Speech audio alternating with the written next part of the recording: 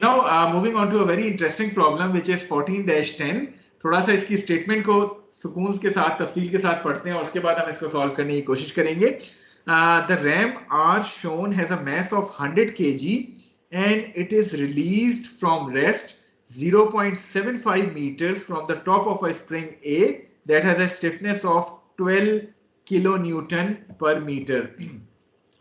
If a second spring B having a stiffness of 15 kilonewton per meter is nested inside spring A, determine the maximum displacement of A needed to stop the downward motion of this ram. The unstretched length of each spring is indicated in the figure. There is spring A has an unstretched length of 0.4 meters, whereas spring B has an unstretched length of 0.3 metre. अब एक के बजाय आपके दो springs लगे हुए हैं और ये रैम रेस्ट से रिलीज की जा रही है from a point of 0.75 meters above spring A. You need to calculate the maximum deformation in these springs needed to stop the downward motion of this ram. थोड़ा सा अगर मैं फिगर को गौर से देखूं और आपको समझाने की कोशिश करूं, ये आपके पास जो टॉप पे स्प्रिंग दिखाया गया है, it is spring A which has an unstretched length of 0.4 meters.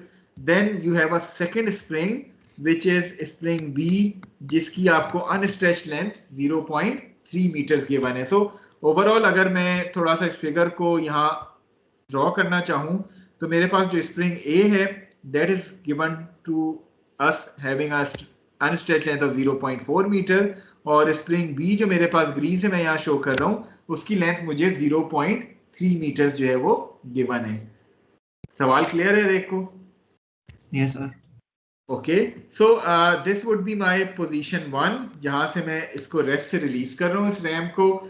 And let us से कि पोजीशन 2 जो है वो मेरी पोजीशन रैम की यहाँ कहीं पोजीशन 2 जो है वो डिफाइन हुई है जिस पे ये स्प्रिंग A जो है it has displaced to a distance of SA as shown to you in the figure. So the upper spring is being displaced to a displacement of SA जिस तरह यहाँ फिगर पे मैंने शो किया है. Okay, now between position 1 and position 2 is there any non-conservative force acting on the ram? No sir. So since there is no non-conservative force acting on the ram, so we can apply the conservation of energy principle on this ram, which says that the initial kinetic and potential energies should be equal to the final kinetic and potential energies, isn't it? Yes sir.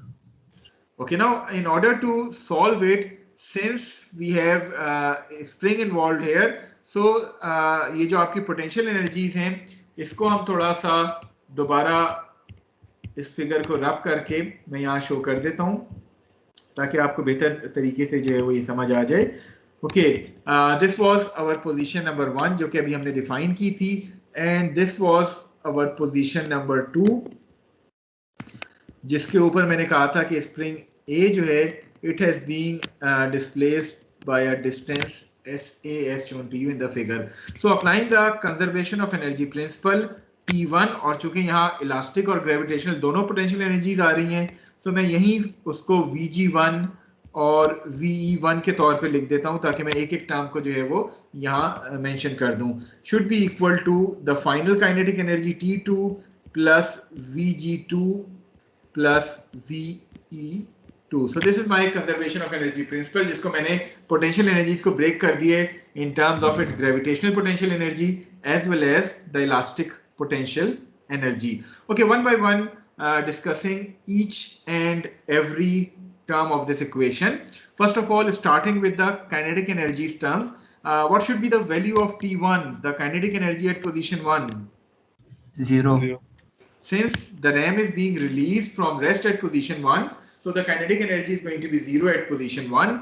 As far as this kinetic energy at position 2 is concerned, it is going to be half mv2 square, where v2 is unknown or known?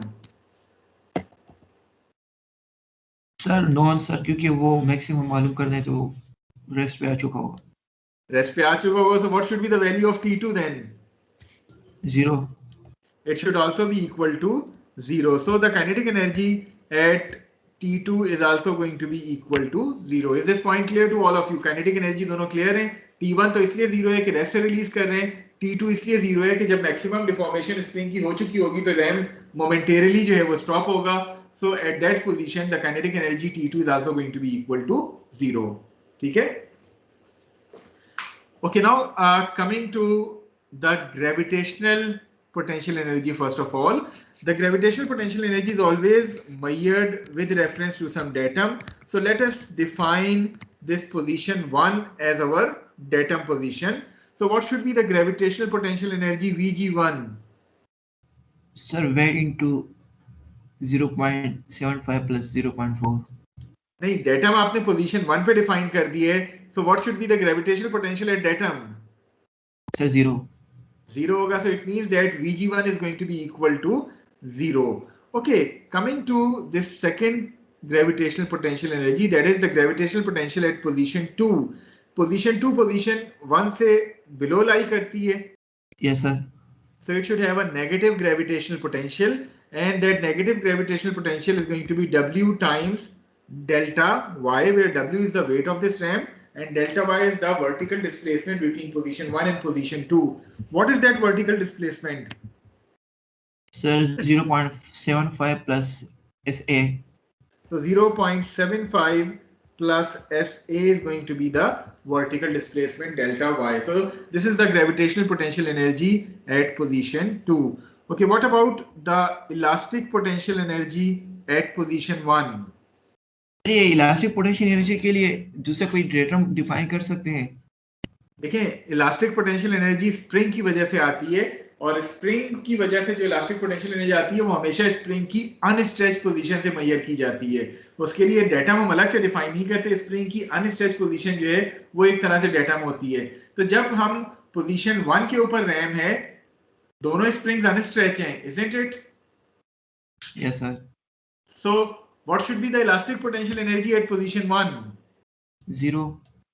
0, because at position 1, once the RAM is above 0.75 meters, then since both the springs are unstretched, therefore the elastic potential energy due to both the springs at position 1 is going to be equal to 0. बाकी तमाम students को भी ये point clear है? V1 हम क्यों 0 कर रहे हैं? Any other student? Clear, sir. Clear है?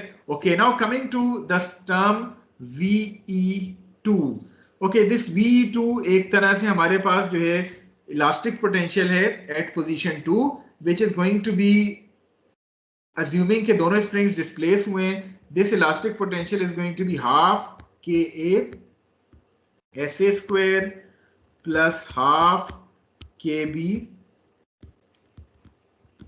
SB square, isn't it? Yes, sir. ठीक है. ओके, सो अगर इस इक्वेशन को ओवरऑल में देखूं तो कितने अननोन्स हैं इस इक्वेशन में? Sir, 3.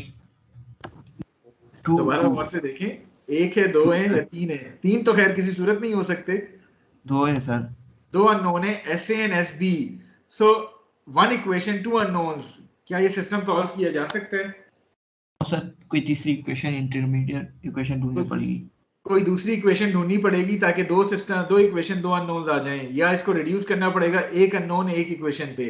So is there any relationship between SA and SB? Yes sir. क्या रिलेशनशिप है? SB will be equal to sir SA minus 0.1. Yes, that's right. आपके पास SA की लेंथ 0.4 है. मसलन मैं कहता हूं कि ये आपके पास 0.4 SA है और आपके पास SB जो है वो 0.3 अपनी अनस्ट्रेच लेंथ के ऊपर है. अब जब आप रैम की मदद से इस स्प्रिंग को प्रेस करना शुरू करेंगे, जब कंप्रेशन स्प्रिंग नंबर A की 0.1 हो चुकी होगी, उसके बाद स्प्रिंग B जो है वो कंप्रेस होना शुरू होगा. In other words, spring A की जितनी भी कंप्रेशन होगी, स्प्रिंग B की कंप्रेशन उससे 0.1 कम होगी. So you can apply this equation which is SB equal to SA minus 0.1.